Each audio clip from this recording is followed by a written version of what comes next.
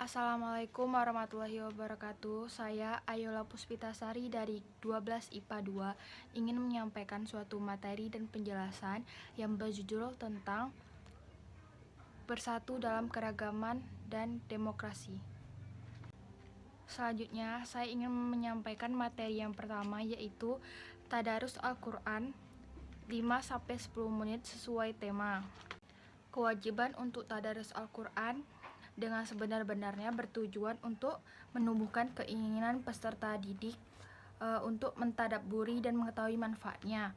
Dengan mengetahui manfaatnya, kita diharapkan dapat melaksanakan dan mengikuti karena Al-Quran sudah membekas dalam jiwa. Quran Surah At-Taha ayat 112-113 dan Quran Surah Al-Baqarah ayat 38.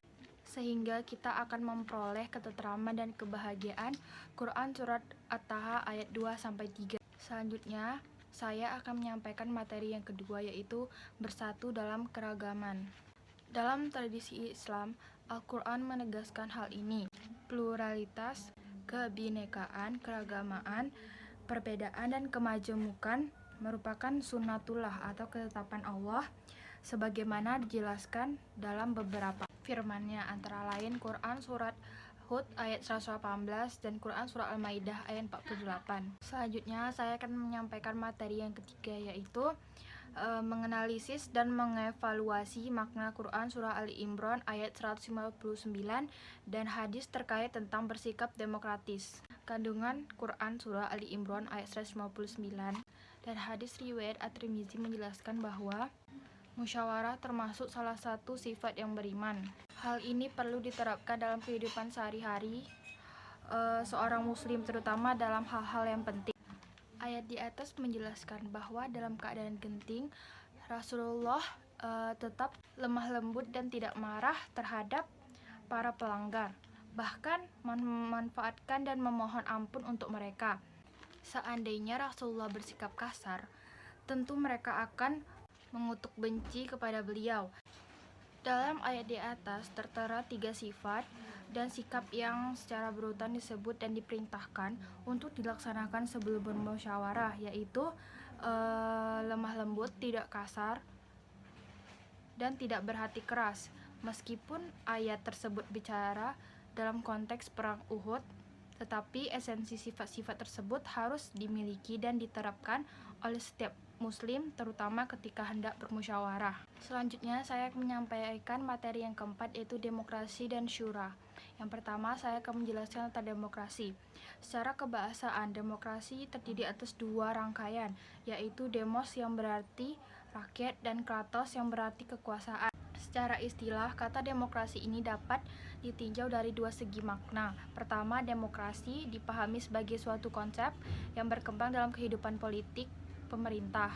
Kedua, demokrasi dimaknai sebagai suatu konsep yang menghargai hak-hak dan kemampuan individu dalam kehidupan bermusyawarah. Yang kedua, saya akan menjelaskan tentang syura. Menurut bahasa dalam kamus Mu'jam Maqayis Al-Lughah, syura memiliki 2 pengertian, yaitu menampakkan dan memaparkan suatu atau mengambil sesuatu. Selanjutnya, saya akan menyampaikan materi yang kelima, yaitu keterkaitan antara demokrasi dengan sikap tidak memaksakan kehendak sesuai pesan Quran Surat Al-Imran ayat 159 dan hadis terkait menerapkan perilaku mulia. Demokrasi memberikan kebebasan berpendapat bagi rakyat. Namun demikian, dalam pandangan para ulama Muslim tentang demokrasi terbagi menjadi 2 pandangan utama, yaitu pertama menolak sepenuhnya dan kedua menerima dengan syarat tertentu. Pertama, Al-Maududi secara tegas menolak demokrasi. Menurutnya, Islam tidak mengenal paham demokrasi untuk memberikan kekuasaan besar kepada rakyat untuk menetapkan segala hal. Al-Maududi menganggap demokrasi modern atau barat merupakan suatu yang bersifat syirik. Menurutnya, Islam menganut paham toleransi, teokrasi, atau berdasarkan hukum Tuhan. Yang kedua, menurut Muhammad Iqbal, sejalan dengan kemenangan sekularisme atau atas agama, demokrasi modern menjadi kehilangan sisi spiritualnya, sehingga jauh dari etika. Kemudian, Iqbal menawarkan sebuah model demokrasi sebagai berikut: A. Tauhid sebagai landasan asasi. B. Kepatuhan pada hukum. C. Toleransi sama warga. Dan D. Tidak dibatasi wilayah, ras, dan warna kulit. Ketiga, Muhammad Imaroh. Menurut Imaroh, Islam tidak menerima demokrasi secara mutlak dan juga tidak menolaknya secara mutlak. Dalam demokrasi, kekuasaan legislatif atau membuat dan menetapkan hukum secara mutlak berada di tangan rakyat. Sementara dalam sistem syura atau Islam, kekuasaan tersebut merupakan wewenang Allah. Dialah pemegang kekuasaan hukum tertinggi. Yang keempat, menurut Al-Qardawi, substansi demokrasi sejalan dengan Islam. Hal ini bisa dilihat dari beberapa hal, misalnya sebagai berikut. A.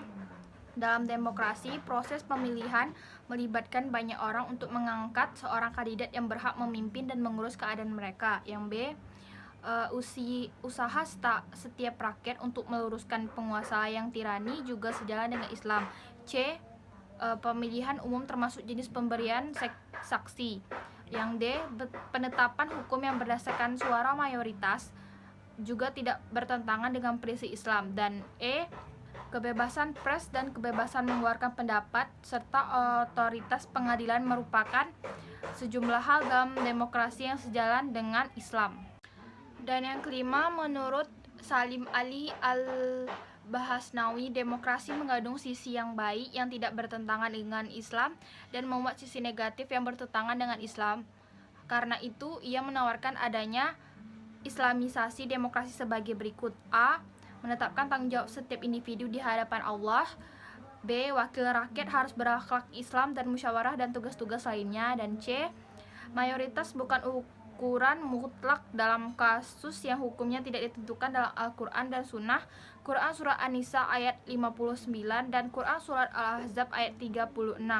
Dan D. Komitmen terhadap Islam terkait dengan persyaratan jabatan sehingga hanya yang bermoral yang duduk di parlemen. Demikianlah penjelasan tentang bersatu dalam keragaman dan demokrasi. Bila ada kata yang kurang, saya mohon maaf. Assalamualaikum warahmatullahi wabarakatuh.